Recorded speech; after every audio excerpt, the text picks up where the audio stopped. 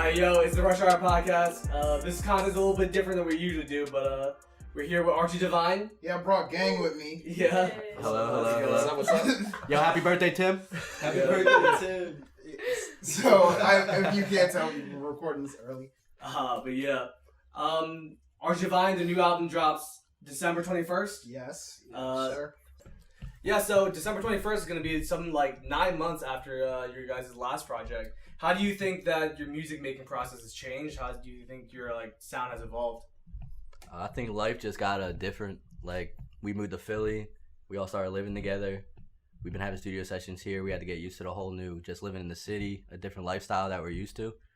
And just different shit going on in everyone's lives that just influences music. Do you guys think that living together has made your sound more cohesive, or do you think? Yes. Yeah, I think definitely. We had already kind of adapted to, because we all go to different schools and stuff, so we'd already adapted to the workflow of people being in different places, sending each other shit, and working on a lag like that.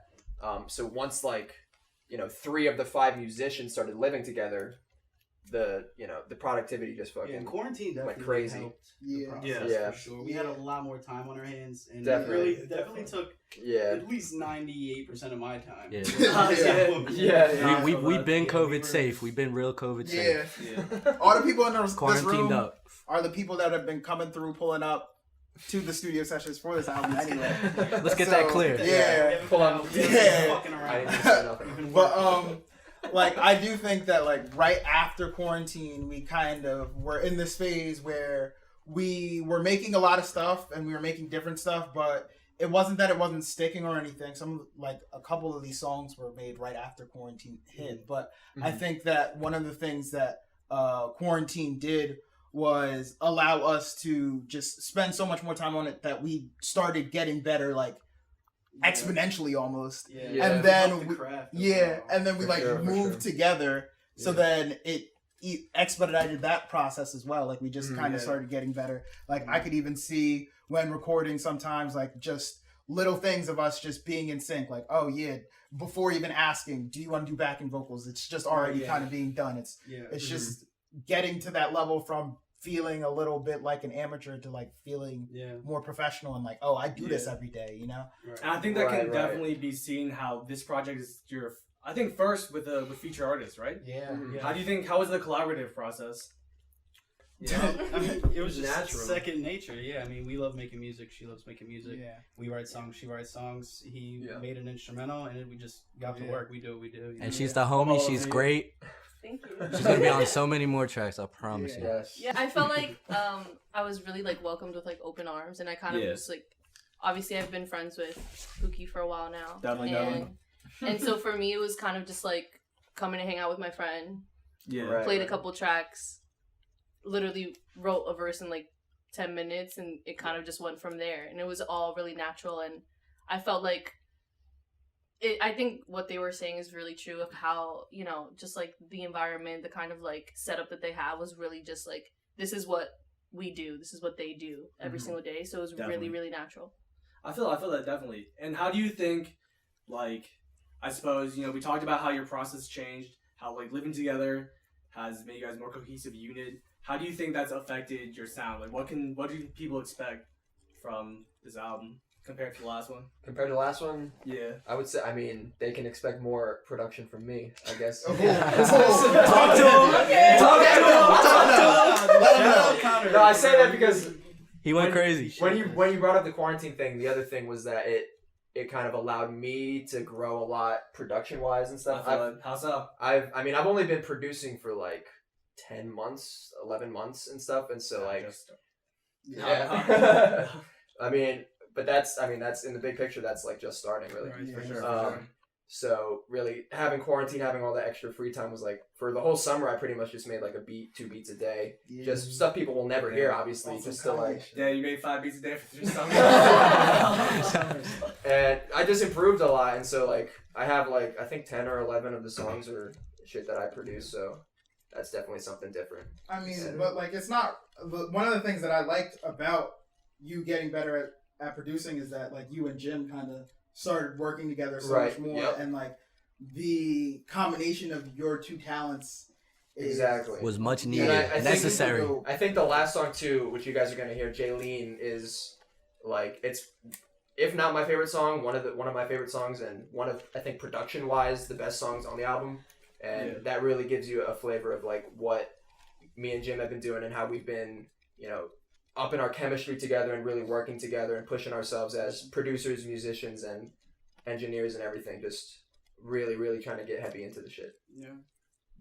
Yeah, I mean, so Jim, I actually got a question for you. So, I know that this album, after the last album, you had made multiple beats, most of the beats on the last album, and this one you're only on like a couple of the beats. How do you feel like you've been able to like still make your presence felt on the album? Just by playing off everyone's strengths. Yeah. You know, making beats cater for some flows. You know, I know when me and Connor would link, like in our free time, we would just every time we'd say, oh, let's just set amount of time, 20 minutes. Let's just see what we can do in 20 minutes, and then we'll bust something out. And then that was what we made Jaylene in like less than 30 we made minutes. it here in this room. And it was just everyone was here around us. And just taking the energy from when Hoff, Eric already writing their verses before we have all the drums down already. Like, it's just, I don't know, it just makes me want to go harder. And I would credit the quality of sound on the album wholly to this guy right here for he really leveled up. And all the mixing wise, all the engineering mixing, wise, it's nuts what this guy really did. Like everything he did, every instrumental. That's his imprint on the album. We thought it was good, but he turned it up a notch, made it great. Seriously, like everything kind of took like a completely different turn, and I feel like it takes a really, really talented producer to like be able to nurture everyone in their own like individual aspects. That was my goal when mixing. I just wanted to have everyone's layers just perfectly fitting, just so like I was saying, we could play off each other's strengths and just so many textures make it and just crazy sounding. Crazy. So sounds so crazy. I'm proud of it. And we talked about the production aspect and how things changed. How do you think, like, with you, Eric and Hoff, how do you think that you're like rapping your flows, your singing? How do you think that's been, I guess, evolving over this time period? I feel like my raps, my music, things I write evolve. However, our producer evolves, because I catch flows based on the melodies they provide. Have you been focusing a lot more on like being more melodic this time around, or like you got any focus? Yeah, definitely catchy, because you can say a lot but not really be saying a lot.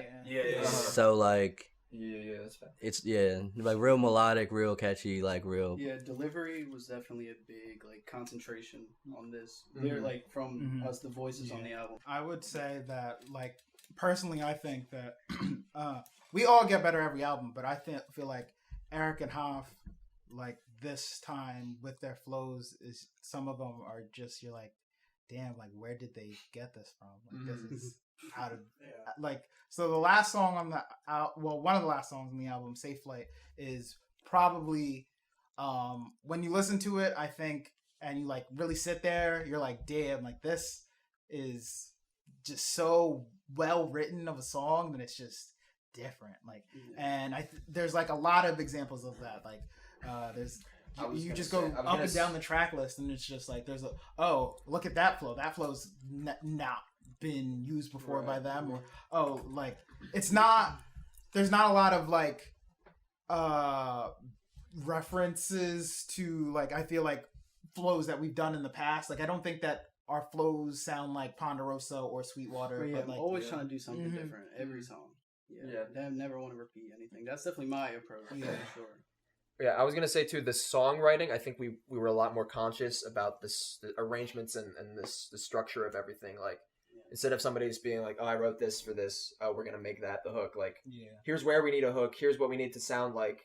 And you can imagine what the flow needs to be, and, you know, how it relates to what the verses were sounding even like and stuff. Extending like original verses or cutting original verses to make it flow better with the song structure. And I can imagine like living together. You guys talk about the increase in productivity.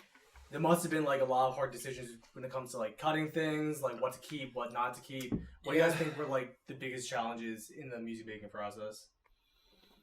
Just making sure people don't feel like they're being cut out on purpose or anything, but you know, like say that. Right. But we had to make sacrifices, you know, can't have like 6-minute long songs. Yeah. but- Yeah. Honestly, Shout out too to much Shrug. wasn't- You learned Oh, stuff yeah. the No, hard we were way. kind of Yeah. we were kind of all on the same page on this Yeah, one. We yeah, didn't there really wasn't make a too lot much of cut cuts. out this time Yeah. around. Yeah. You would think, and we have a lot of songs, Yeah. 14 songs. Yeah. total, and we pretty much kept everything that was originally there almost. Yeah. And I think that for me, at least, one of the approaches that I started doing with Ponderosa and I've continued and I feel like gotten better with on this album is like knowing when to cut yourself while you're recording and like knowing when to keep going while you're recording as well. Yeah. Like one of like the song Eclipse, I had so much more written to it, and when I recorded it, I was like halfway in the verse, I was like, nah, that's where it needs to stop. And then like the other song Cento, like half of that was written, but like I wasn't ever really intending on repeating myself, and then as I was recording it, I was just feeling it. I was like, nah, I gotta keep going. And then that's how stuff becomes stuff. Is like you just feel it in the moment, and you have to like capture that moment. Right. Yeah. You I become definitely- unselfish, I think. You think more, what does the record need, as opposed to Exactly. what do I Yeah. want Yeah. my ego to, you know, to put on this And also record. like putting trust in other people artistically, Yeah. I think, and because Confidence, y'all have such too. a strong bond. Yeah, that Confidence, you too. kind of just know each other really well, which Mhm. helps know what you want to do Yeah. with each other. Yeah, I think that was one of the things that I really loved about this album is that we wouldn't really have to. I was kind of saying this earlier, alluding to it. Like we wouldn't have to say things for us to know exactly how it was supposed to go, and also like you would hear just straight up an idea, and you would already know that it would be fire. Like yeah. I'm like MK. There's probably one of my favorite tracks on the album. Keep saying that about every track. It's just that Album's good. I just Yeah. remember when we were recording that, Hoff was like, "Oh yeah, we should put guitars at the end of my verse." And as soon as he said it, I just like, Yeah, he say that a lot. I want me to do everything. yeah. Connor's fingers are Like, bleeding. Yeah, When me and Hopper are in the studio at the same He time, got it looks like Connor a whiplash. worked. It's like, yo, Connor can just sing the backup. Yo, shout out Connor can Whiplash. just sing my verse. But that's going back to the whole trust thing, though. Like, I think that was one of the things that I always loved about other groups and like a lot of other just collaborative efforts is when they combine on the song together. Like when you get like Quavo, Meek, Offset, and Takeoff doing each other's ad libs. Like that shit's just Yeah, cool. for real. But so like when you have like that I stuff definitely like say the music is comparable to. yeah, Offset's my favorite rapper. Yo, chill. But Father of Four out now. But yeah, like just getting that spirit of we aren't even just a group. We are at times we're just one thing. Like we're coming Yeah. together and Yep. In sync. In yeah, in sync. Whoa, Let's I was just go. about to say that. Wonder Worthy Okay, album. fuck. Wow. And then, how would you guys describe the culmination of this, like the direction of the album? Would you say it's like, you know, like sonically, what do you think the direction? How would you describe the direction? I guess, You or see, even like I topically don't speaking. know. you I mean- see the best of all of our sounds. Yeah. Okay. This time around. Yeah, definitely. Yeah. I feel like we're all at a very high level in this album. I Yeah. agree. And Like, it's diverse. Like you have Want It Bad is like, I don't even know what you would call it. It's like funky, it's like an Yeah. upbeat funky kind of track. Cento is like, it has like a kind of Spanish vibe to it. It's like a dancey track. Home Sweet itself is like almost techno in its four to the floor Yeah. kind of. And then Pulse. Brittany is just a great. Brittany's like Brittany's half like a singer ballad. songwriter, and then Brittany's like a- literally like the yeah. production switches up, and it just. But goes then crazy. Wings Club And then and Wings Club is We got and the- 7-Eleven we got the freestyle. trap. Like I hate to say like, oh, we don't have. I'm not trying to say that. Yeah, Like we don't have one sound, but it's just a diverse. It's a diverse. Like, track. But when It's just you facts. listen to track one, you're like, oh, this is how they're coming, and then the rest of the album, like it's just completely different. Exactly. So it's songs like- are just purely feelings. Mhm. What we were Yeah. feeling, Yeah. all these past. There's so many emotions captured. Yeah. in this Yeah, one. yeah. real personal. It's definitely like a listening experience for sure. Yeah. I think it's kind of hard for us to be like trapped on one sound because of how many different people we have in here and how many Right. different things that we like. Like yeah. I know that like I love Tisa Korean I know everybody in the room Tisa, dude. loves Yeah. Tisa, but like we Shout out also Tisa. listen to That King might be my Cool favorite and stuff. rapper Yeah. right now. Tisa Great. But And on that same note, like, what do you guys? What are your like biggest influences during this time period that when it comes to like music making? Honestly, during the process of making Synchronicity, I didn't really listen to a lot of music. It was just all through feeling. I didn't really go to No, I feel that. too many people. Yeah, that's interesting, actually. yeah, I didn't really listen to a lot. Like, different for especially you, writing Connor, these when you songs. listen to like a ton of people. Not particular, not in a way where I was like, oh, here's where I want the album to sound just like this, so I'm really studying this. I'm always studying stuff. Like as a musician, I'm always like, I mean, how about this? Studying Even music. outside just like music, uh, like just media consumption and stuff like that. Like anything that you guys watch Yeah, or honestly, anything that like really inspired you. Writing this album, I went to movies for a lot of. Yeah. I watched a lot of movies while I was writing songs, and Yo, literally put us on Safe notes. Flight. Tons of movies. Yeah, tons of Yeah. movies, like an It's- unhealthy amount. Yeah, what did you want to call? What Like was the one Safe of the Flight, songs? I wrote after I watched the movie In the Mood for Love. Like I watched it and I was so inspired. It was just such an emotional roller coaster. And I wrote this song and I wanted to call it In the Mood for Love, but Safe Flight just fits a little better. But yeah, Right. like a lot of this, it honestly a lot of the songs have a very cinematic feeling. about to Yeah. say that, And in a yeah. very kind of like almost, I can definitely see how like In the Mood for Love was like an inspiration. I feel like that movie, it's dark, but it's romantic. Yeah, It's incredibly like, I don't know, like emotionally subtle. It's not really in your face about it. And I think that the music, I think, really reflects stuff, influences like that. yeah. That's interesting. I will say that I was listening to a lot of music while I was doing this to get like what I like doing is just kind of listening to certain flows and certain approaches and seeing like, all right, like how would they spit if they were me instead of how would I spit if I were them, which is kind of stupid, but it works for me. But like I love listening to Hook. I love Young Nudie. I love Pooh Shiesty, but they don't have similar life experiences to me. So I'm like, Nudie's a big influence. yeah, too, yeah. So like, I love Nudie. I would rather like them try to like ghostwrite for me instead of me trying to ghostwrite for them because I don't want to be like them. You know what I mean? So I'd rather their kind of approach manifest itself with my like situations. Right. So that's how at least that's how I look at it. And I think overall, like having listened to the album, I think Bring On That was a really good idea. I think it really expanded your wholeheartedly. emotional range. Thank you. For sure. And Nat, did you like come into the sessions, the recording sessions, with like any preconceived ideas on what you wanted to make, or was it purely just like in the moment, just like vibing? It was in the moment. Like I said, it was literally just I came here one day after not seeing Abukin for a really, really long time because obviously quarantine and life happened and stuff. So when I came back to Philly, we were just hanging out, listening to music, listening to new stuff that they were putting out, their demos that they had just released and stuff like that. And I was like, I recently started making music. I haven't even been making music for I started in quarantine. And I feel like that speaks volumes. Also, synchronicity, but kind of the inspiration behind that, December 21st. all of this coming together in such just fell into place. Everything fell into place.